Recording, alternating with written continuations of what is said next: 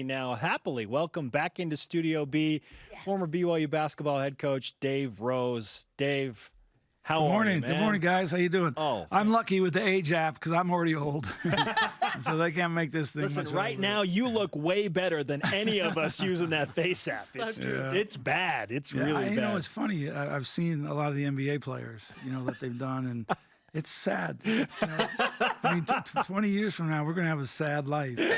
Looking at all these stars that just look haggard. They look terrible. Just beat down. Do you Oh, think, my like, goodness. why do you want to look old? Why is this a thing right now? Why are we all trying to look That's older? exactly right. If It we is could all true be that so all the lucky. young kids want to grow up so fast, so maybe that's the deal. Yeah, it could be. Well, if we could all be so lucky to be like Dave Rose. Dave Oh, Rose, yeah. You look great. Yeah, I feel great. Things are good. 29, you look 29. 29. That's what I'd say. After Yeah. retirement, you just Well, that's good. look great. I got a lot to do, so Good. we're Cheryl and I are really kind of enjoying and not so much relaxation because we've been so busy and we've got things to do and we're going places, but it's just a different way, and we get to do so many things together, and we've traveled, and she's down right now. She had her hip replaced about 4 weeks ago, so we're looking forward to that getting healed and getting her back going again. But had a chance to go to my granddaughter's swim meet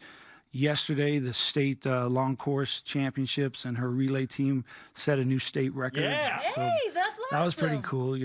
It's interesting because my whole life games have been a couple hours. Swim meets are like a couple minutes, but they last for hours. Because she swims in so many events, and then if you miss it, the thing takes Sorry. a minute and a half, and then you go, oh my goodness. So That's awesome. but those are pretty intense, especially when they get to these championships. All these girls are all fighting for new personal records, and they're fighting for a place at sectionals or super sectionals or all these things that I've learned about in the last 3 months. Now, a couple of things. job, Dave. One, let's give some BYU Sports Nation karma to Cheryl. To your Cheryl, wife, to get love yes. quick. Let's go. Yeah, okay? yeah. Let's make that happen. Three banger? Yeah. 1, 2, 3. All right. Yes, I love it. She's a Okay. good one. Now, your coaching philosophy obviously dominated your emotions, and you had to approach games a certain way. And how do you do things as a fan when you're watching your granddaughter or family members? How does that compare to what you feel as a coach? It's easier to watch my grandkids than it is to watch my own kids, because I was the one, and Cheryl, we were the ones that had to deal with all the drama and all the emotion in the win or the loss with your kids. Now you can just watch your grandkids and be really stoked. If it doesn't work out too much, hey, just go see your parents. And if it's like yesterday when they set the record, man, I was right in the middle of that thing. Yeah, it's 2011 since anyone swam this fast. Yeah, way to go, girls. I was right in the middle of that. But if it's not that good, hey. Hey, here's you the guys, ice cream cone. you guys handle it. Let's see Let your parents handle all that stuff. Oh, you've earned that. You've earned that, right? Pretty cool. You have- And it's so great to have you here Thank you. in the studio. I was thinking I'd get stuck with Jerem, but I've got a question for Cougar Nation now that Jerem's not here. Oh, okay. Wow, all right. Because you guys are asking a question every day, some silly question about the WCC and the Pac-12. Which we're and going to ask you. all the nonsense that you always love to create. So my question for Cougar Nation is, Sports Nation better when Jerem's here or when he's not here? Oh, my gosh. Okay. That's dangerous. No, that's awesome. That's dangerous. Let's get some response to that. Because I think you're terrific. I think you should take the Dave. chair. I have a feeling that somebody always will loved tweet you, in Dave. some type of response. Oh, yeah, that will definitely get a response. And I'll always have this in my pocket with Jerem. We got his head shaved. Yes, you did. I know. We got that dude's head shaved. He challenged you and your team. Yes, he did. And it looked terrible, Dave. That probably gave you a lot of And the satisfaction. clippers were awful. Took like 3 pairs. Oh, Those are it's good so old days. Hey, Yeah. Speaking of that Twitter question, though, I want to ask you this. So our Twitter question today is, in honor of the Lion King remake, which comes out today, which past BYU game would you want to make into a movie? Whoa, you're talking basketball games? Yeah. There's a couple games that really stand out to me. The Jimmer game here with San Diego State, I was said. an awesome game. But I can't really remember. We were so in the grind. I can't really remember everything that went into that. So the movie might be hard to get all the details right. The win against Gonzaga in Denver to go to the Sweet 16, I remember that. That was that was as pressure-packed weekend as I think I've ever been through. When you're a number 3 seed in the NCAA tournament, you feel it, because you got to get to the next weekend. That's in the history of BYU and the NCAA tournament. Second weekends have been few and far between, and so when we got that win, that was as good a win as I think I've ever experienced. And then I really remember a lot of the details of our win against the number 1 ranked team in the country at Gonzaga.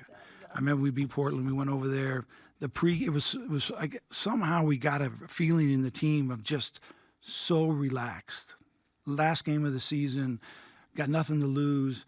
We show up to pregame meal, and there's a copy of the Spokane Review-Journal for Sunday morning, undefeated, 30-0.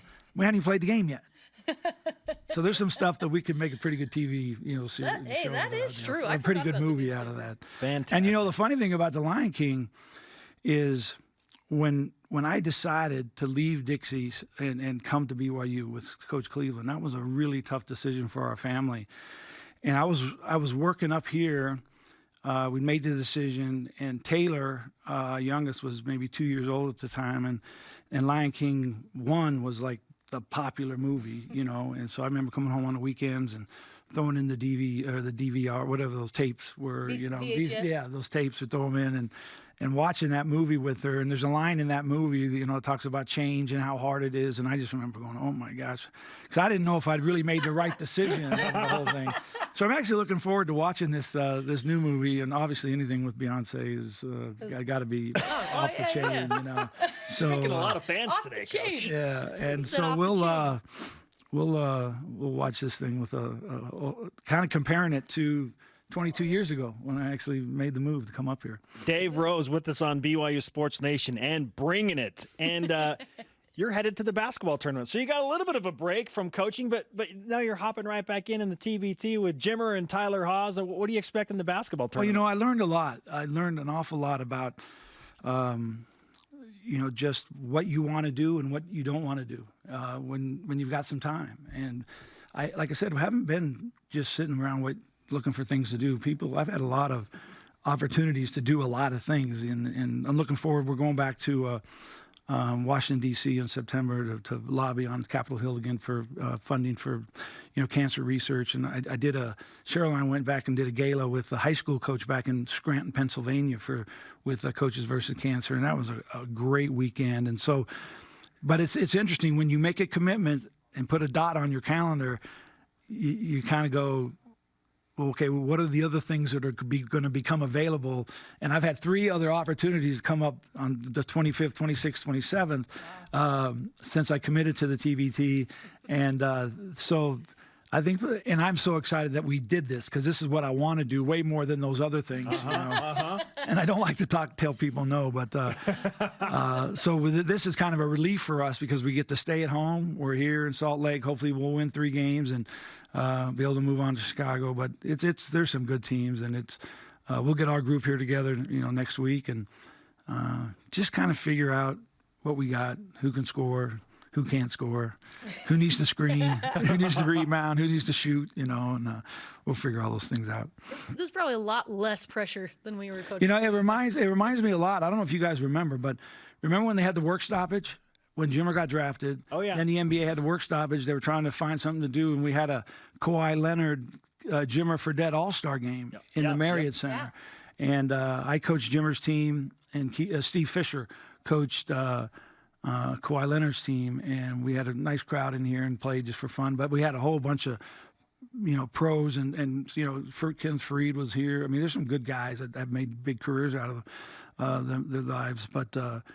This is what this kind of reminds me of. We're going to get a bunch of good players together, play, and hopefully win 3 games. I hope that because TJ and Al, they're the ones that are really driving this thing, and I'd like to see them win 6 games. That'd be a cool $2 million. It'd be a lot. Absolutely. Yeah. The money is real, very much so.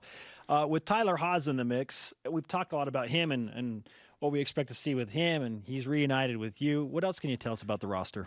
Well, they're, the names, Darrington Hopton, he played at New Mexico, was a big-time scorer for them, and Rob Gray, a kid from Houston, that, had 4 or 5 30-point games, a 39-point game, I think, in the NCAA tournament. So I think we've got a group of guys who can really score, but I need to see how, their game a little bit about as far as if they're catch and shoot guys or if they have to all do it off the dribble. Obviously, we know Ty's game. Ty's got as good we can run stuff for Ty and get him open shots, and getting Ty space will be the issue. And if it's all done off of dribble drive and kind of kick, and or if it's done off screens or however, I think a lot of it will be in transition. I think that's probably the thing that will be the least effective is the other team's defensive transition, and so I think we'll be able to score. But I'm excited. I'm excited just to kind of get in the gym and have very little pressure. I mean, Al will be putting some pressure on me, I know, but just have fun and reunite with the guys. I think we'll probably have a couple practices that Jimmer will actually be with, and so I can maybe get Tyler and Jimmer play a little one-on-one. Oh yeah. What's Jimmer going to be like as a coach? What's that going to be like? I bet he's a lot more vocal as a coach than he is as a player, because as a player he can just put the ball in his hands and make it all happen. And he told me that he coached one time somewhere, and he said, I'm so excited, we're playing well. There's a timeout, and all the guys come over, and I'm just going, yeah, way to go, guys. Things are great. And then I realized I had to actually say something to the guy. I had to somebody handed me the clipboard. Oh, yeah, I got to do something.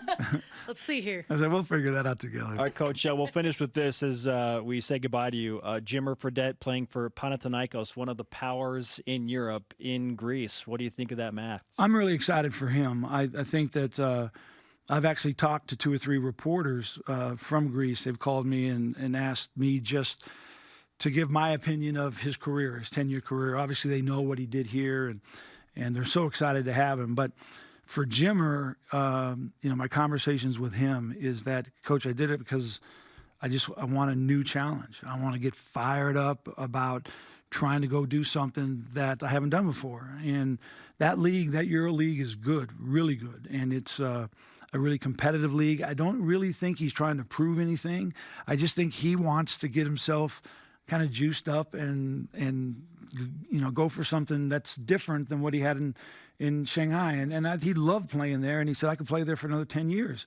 But I wanted to feel different about my challenge. And hey, it'll feel different when he gets there, because they'll be gunning for him. One of the writers from Athens, he said, no, listen, give me your email, because I'm going to send you the Euro schedule as soon as it comes out, and we want to mark the Barcelona game. Oh yeah, Brandon Davies. And so those two guys are going after, and hopefully I don't have any dots on my calendar, and I can actually I can make that thing happen. Because I will have some time. Yeah, that's cool. I look forward to stuff like that. Dave, it's great to catch up with you, man. All right, great being here. Tell Jerem hi for me. Tell him I'm sorry that I missed him. Maybe he'll invite me back sometime. Oh, we will. Okay, yes. Thanks, guys. We do have a response, by the way, to answer Dave Rose's question. It isn't that it's better when Jerem Jordan's gone so much as it's just better when Lauren McClain is. Oh, there you go. That is a politician. So that's probably John Curtis. That's the casual hippie on Twitter, so I don't know if that's John or whatever. Okay. Coach, good to see you. All right. Thanks for being here. Great, guys. Good luck to you.